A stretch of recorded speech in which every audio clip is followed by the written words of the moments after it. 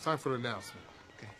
Okay, people, tomorrow morning, 10 a.m., Santa's coming to town. Santa! Oh, my God! Santa here? I know him. I know him. He'll be here to take pictures with all the children. Yeah. Just keep your receipts. 10 a.m. tomorrow. 10 a.m. tomorrow. Santa's coming to town. Yes. Can you sign this for me? Oh, hi. Santa's coming.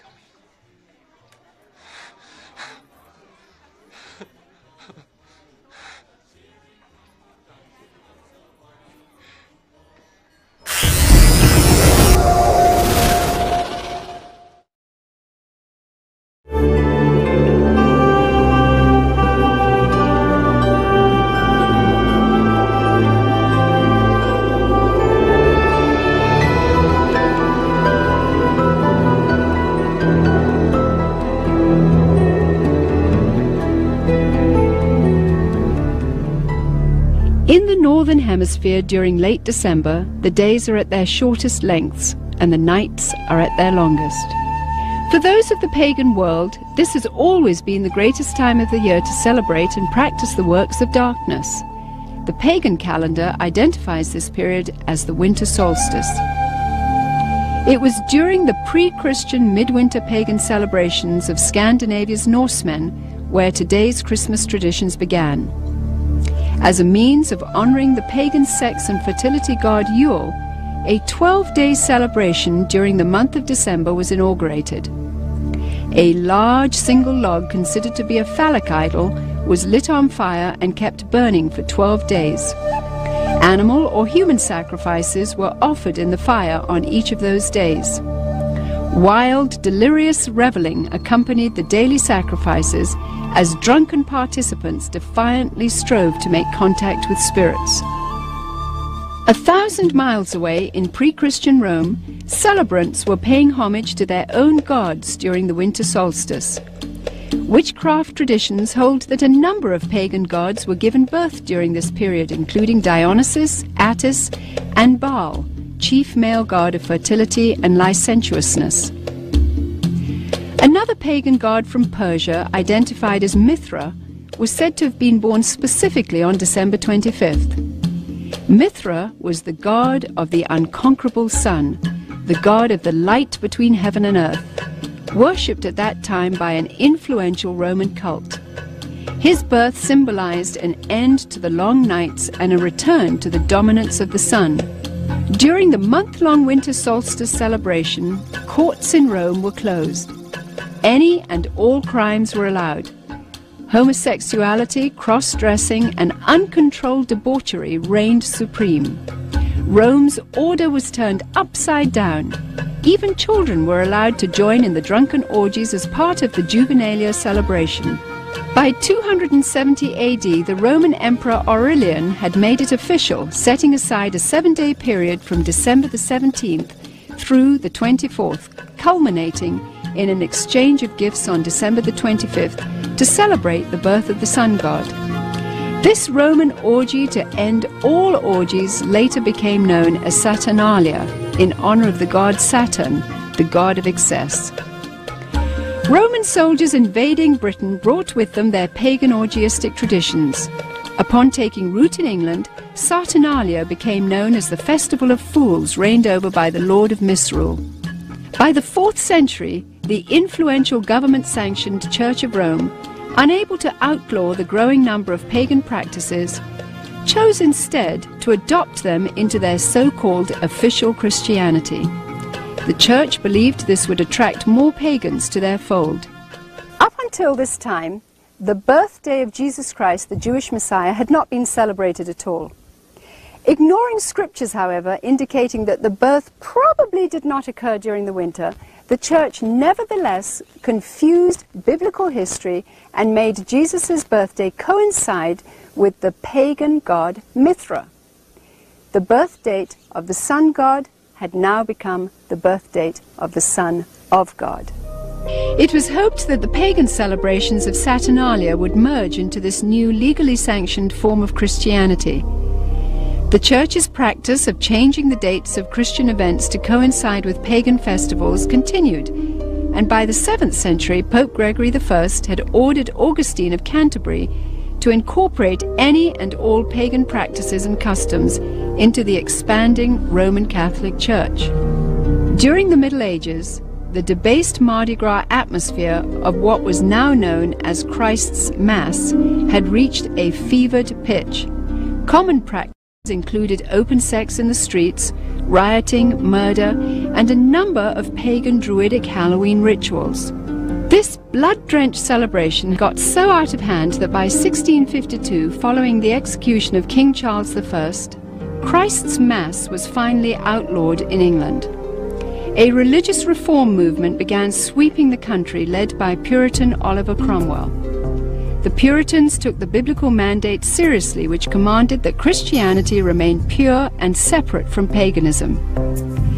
Despite their noble efforts, the celebration simply went underground, and by 1656, after only 4 short years under the ban, the public's demand for the legalization of Christ's Mass had become insurmountable. The appointment of Charles II to the throne restored England's monarchy, and with it the celebration of Christ's Mass. The Puritans had lost England, but they held high hopes for the new world. When the first settlers came from England, they were, for the most part, Puritans. They came here for religious freedom. They came here to be free to worship God without a hierarchy and without the corruption of the organized church that they had known before. And when they came with the clear knowledge of the danger of these pagan practices that had become so dear to the hearts of their ancestors.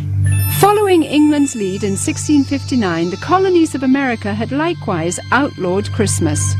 For 200 years, the clergy in New England battled to keep the riotous celebrations honoring the pagan god Saturn from infiltrating the New World. The Reverend Cotton Mather had warned in a Christmas Day sermon in 1712, "Can you in your conscience think that your Holy Saviour is honoured by hard drinking, lewd revelling, and by a mass fit for none but Bacchus or Saturn?" But the public's taste for sin and revelry persisted. In 1828, gang rioting during the Saturnalia-like Christmas celebrations got so bad that cities such as New York were forced to institute a professional police force for the first time in order to control the savagery. Christmas was not only not widely celebrated, in many cases, many places Christmas celebrations were actually outlawed.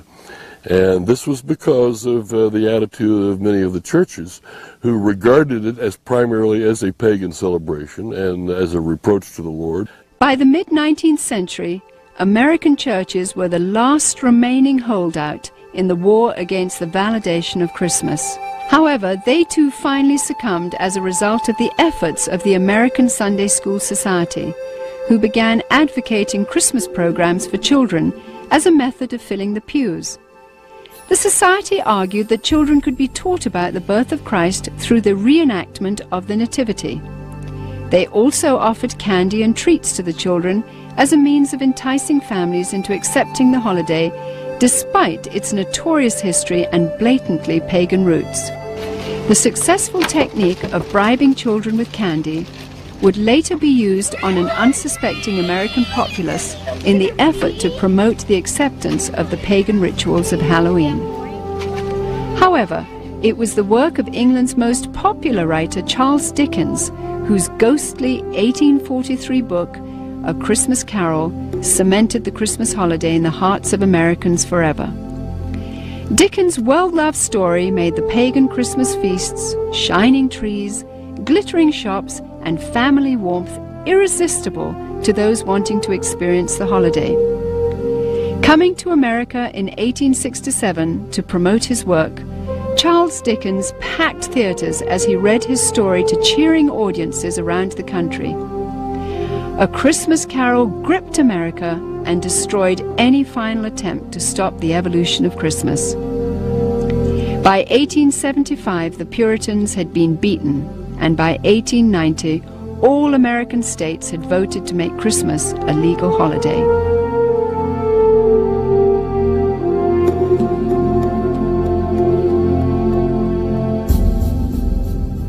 Today's tradition of the Christmas Yule log stems directly from the worship of the pre-Christian Scandinavian fertility god Yule. The burning of this phallic idol is also responsible for the concept of the 12 days of Christmas, which represented the 12 daily sacrifices offered up in the Yule log's flames. Another good example of the pagan elements of Christmas is the whole concept of Yule and the Yule log. The very term is derived from a Norse god, Yule, spelled J-U-L. And every year around Christmas time, a huge log was cut down and fashioned into a fertility symbol and then burned for 12 days. And on each successive day, a new sacrifice to the god Yule was performed in the fire, and a new sacrificial victim was burned to death. Sometimes, but not always, these sacrificial victims were human beings. And the whole notion of the 12 days of Christmas also comes to us from this Norse pagan tradition. In an attempt to blur the origins of this horrific ritual, the Church of Rome placed the first day of the Mass of Christ on December 25th and the 12th day on January the 6th. Despite no scriptural references for January the 6th, it was selected as the day the wise men supposedly arrived to offer gifts to the newborn Christ. This day then has become known as Epiphany.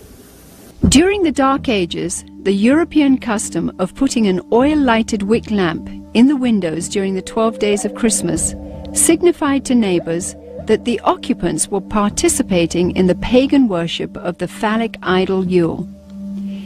In today's commercialism, this is where we get the tradition of decorating our houses with Christmas lights. The Yule log custom was originally brought over to America by Scandinavian immigrants during the 1600s. And despite attempts to ban the tradition, it has stayed with us to this very day. Today, when we wish someone Yuletide greetings, we are in a sense invoking the power of the fertility god Yule upon that person.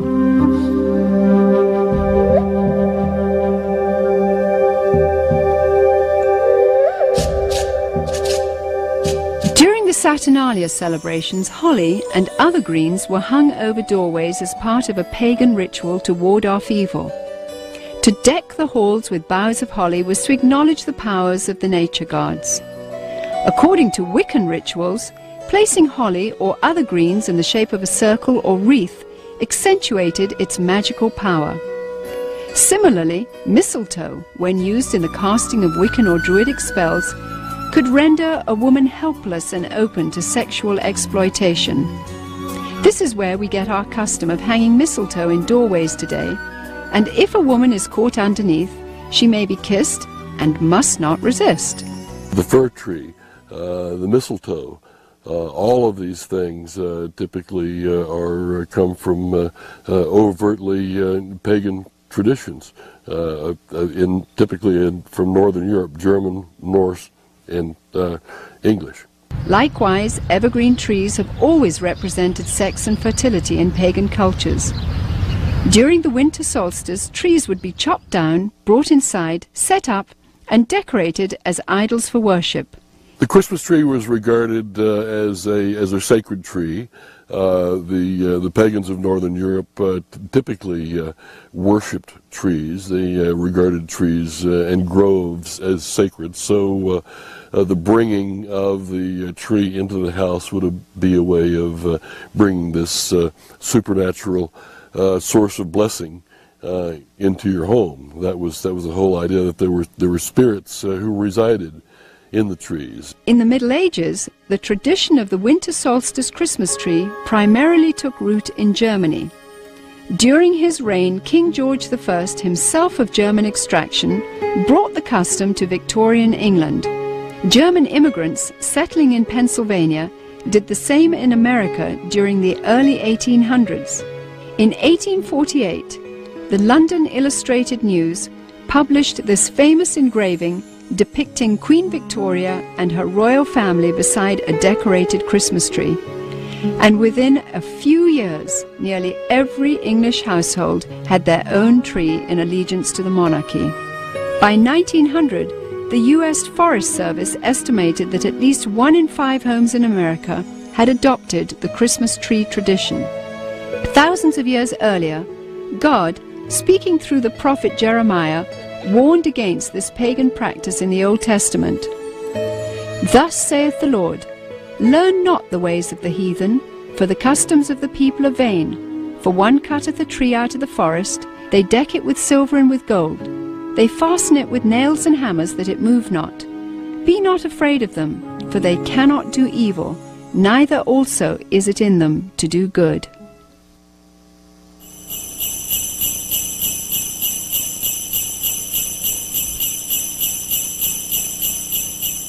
Santa Claus is another good example of a pagan element of Christmas. Santa Claus, as we know him today, is an amalgamation of several different traditions, but in most cultures throughout the world, you will find the existence of what is known as hearth gods, gods who guard the hearth and the chimney and keep the fires burning and make sure the food cooks properly and the people are warm and what have you. And at a certain time of year, in the middle of winter, typically, the hearth god dressed in red will come down the chimney to reward those who have pleased him during the course of the previous year, and to lay curses or hexes or other forms of punishment upon people who have displeased him.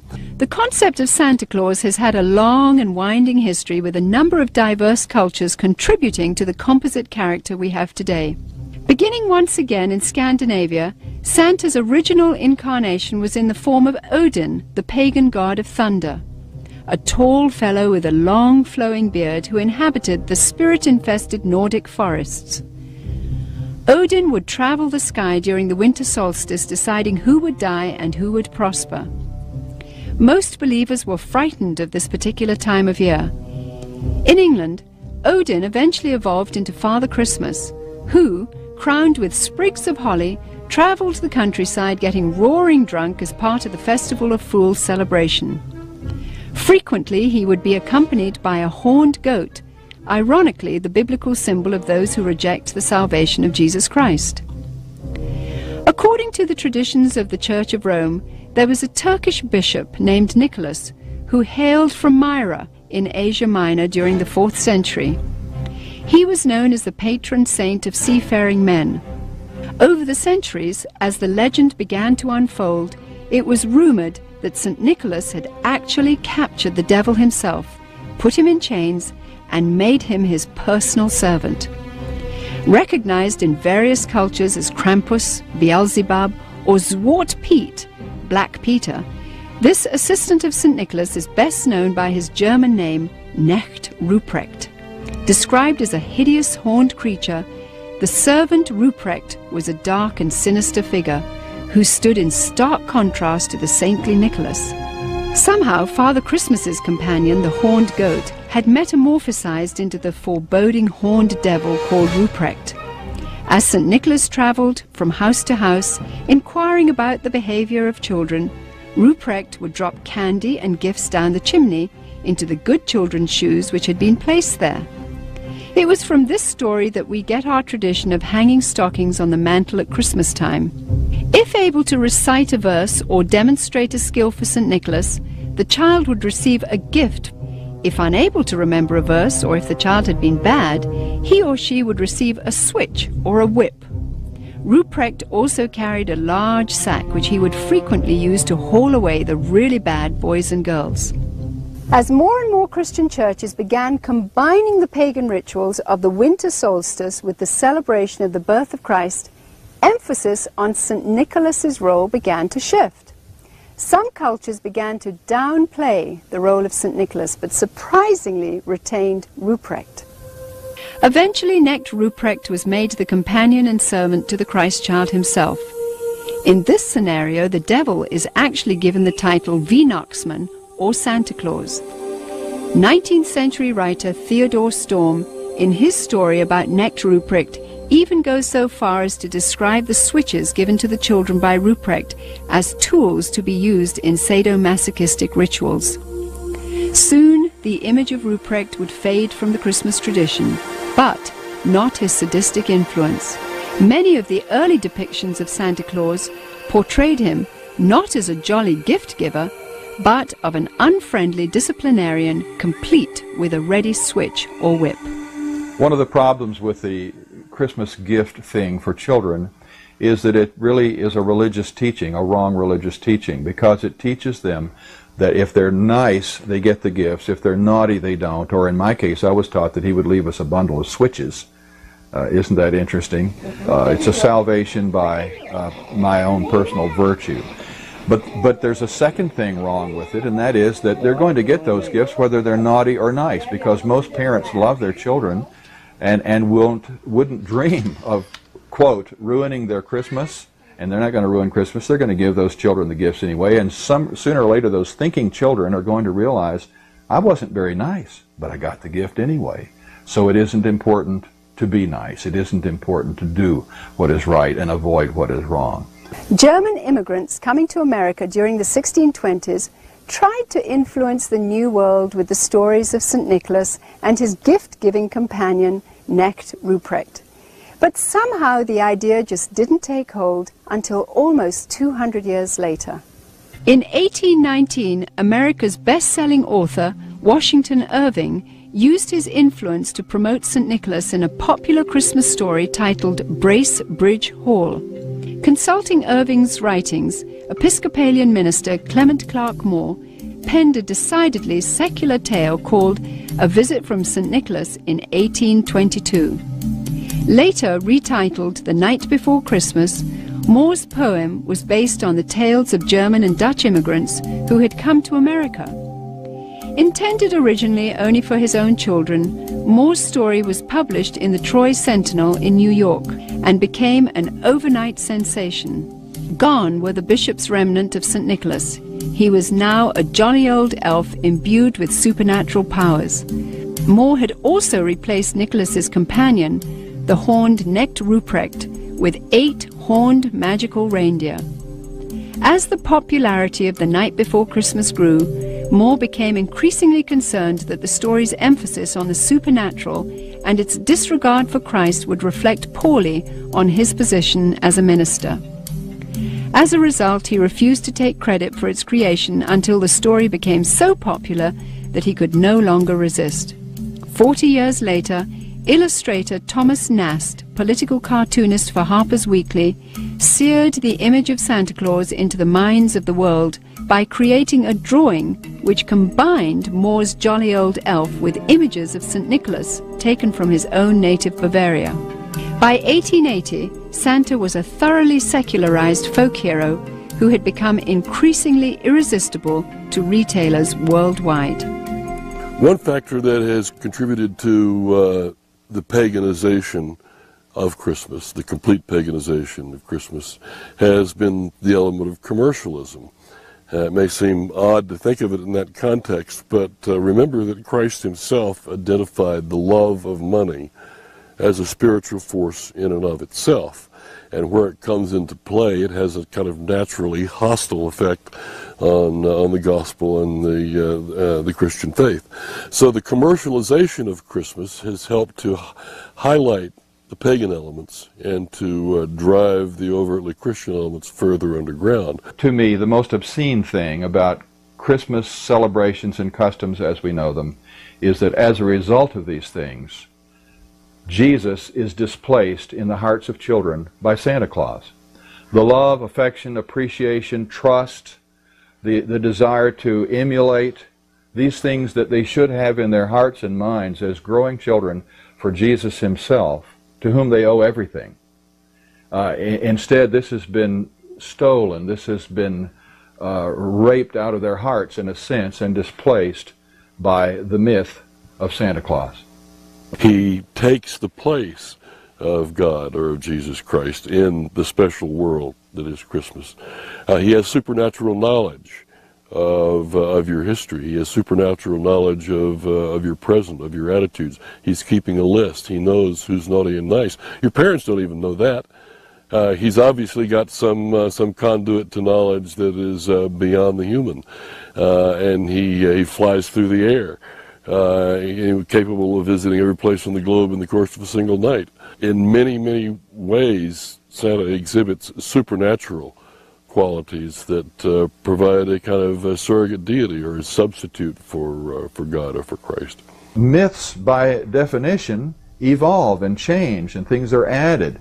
We used to have a Santa Claus figure that was confused with St. Nicholas and confused with other pagan figures, and then somehow he evolved through the drawings of Thomas Nast and others into what we see today, but he had a sleigh with 8 supernatural reindeer that can fly.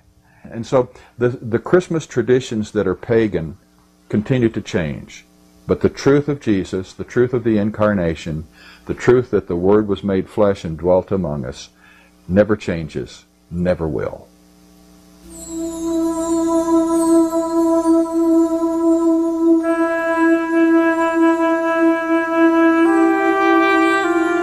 Various scriptures in the Bible, including the 2nd chapter of Luke, record the events surrounding the birth of the Messiah.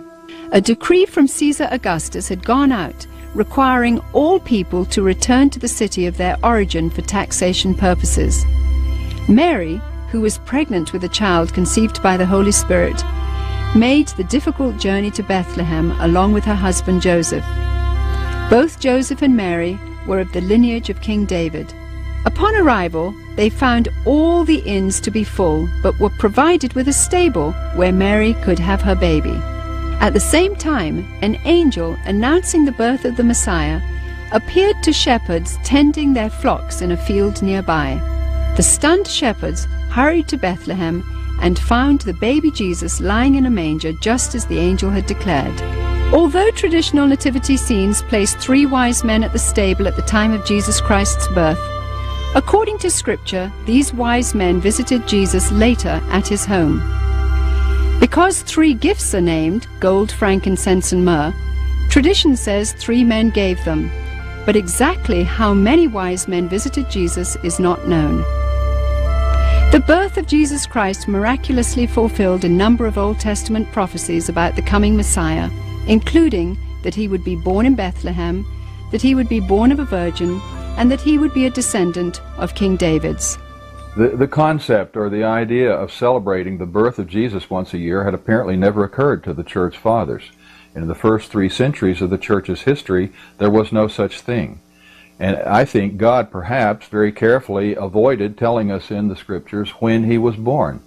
We can be sure of one thing: it wasn't in late December, and because in the first place, shepherds don't abide by their flocks in the fields by night in late December. It's too cold. They take them out in the morning to pasture, protect them while they eat all day, and then bring them back in at night. So it wasn't in late December. For some, Christmas today simply means a time to get together as a family. For pagans, it is a deeply religious time to celebrate the winter solstice. Retailers, of course, view it with eyes towards making huge profits. Others use this time to reflect on the birth or conception of Jesus Christ, while many parents use Christmas to perpetuate the myth of Santa Claus to their children. In order to carry on this myth of Santa Claus, we must lie to our children. We must deceive them. We literally must lie to our children. And one of the wonderful things about children is that they naturally believe everything that we tell them when they're small. They trust us to tell them the truth. And if we deceive them in this way, it has to be destructive, because at some point in their future lives, they're going to wonder if other things we told them were true. The things we told them about the Lord, were they really true? It plants the seeds of doubt. And anyway, it creates disappointment. It creates disillusionment. To my mind, the question is not so much whether to celebrate Christmas or even how to celebrate Christmas, but to be able to make any decision knowledgeably. Whether you celebrate it or you don't celebrate it, you should know why you're doing so. You should understand what the pagan roots of Christmas are, and with that knowledge, you can discount them or ignore them if you choose to do so. It is not the purpose of this film to tell you which Christmas rituals should and should not be practiced by you and your family. This is between you and the Lord. What Christians should be most concerned about, however, are the growing pagan influences infiltrating every area of our rapidly degenerating society. Recently, we took our cameras to the Nevada desert, where we witnessed 35,000 pagans from around the country participating in a week-long celebration of sex, drugs, and hedonism.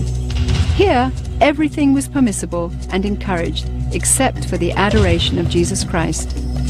In nearly every ritual performed, Christianity was mercilessly mocked and despised. Each year, the numbers of participants continues to grow. Its attraction is expanding worldwide as it recruits through the internet. It is sobering to witness what could be the wave of the future unfolding before our eyes. It is not only permitted in the public schools, in the government schools, to celebrate holidays. It is encouraged and in some instances required. But with this condition, they must be pagan. They must not be Christian. And Christmas time, they're certainly encouraged to put on Christmas programs and Christmas plays, but all references to Jesus, all references to the gospel, all references to the incarnation, all references to God must be omitted. They sing about Santa Claus, they sing about Rudolph the Red-Nosed Reindeer, and God only knows what else they sing about that isn't scriptural. Since the pagan elements in Christmas are so strong, and they provide virtually the entirety of the structure and the content of the holiday, there is no Christian element in the holiday. Therefore, it becomes the ideal, politically correct, culturally diverse, multicultural holiday for everyone. In the 17th chapter of John, Jesus taught that it was appropriate for his followers to be in the world, but not of the world, meaning that we should be involved in our world so as to have a positive influence, but not become corrupted by it. The mighty Joshua, in challenging his people, said, "Now therefore fear the Lord, and serve him in sincerity and in truth, and put away the other gods which your fathers served. Choose you this day whom ye will serve. But as for me and my house, we will serve the Lord." Rather than setting aside a few days of the year to remember the Lord, Christians should live with a day-by-day, moment-by-moment dedication of their entire lives to Jesus Christ. Then, and only then, will they be able to have victory over pagan influences and to have an impact on society for God, the Creator. To those with a heart for evangelism, Christmas time provides a wonderful opportunity to tell others about the true gospel, about God's plan of redemption, and the real purpose for Jesus Christ entering the world.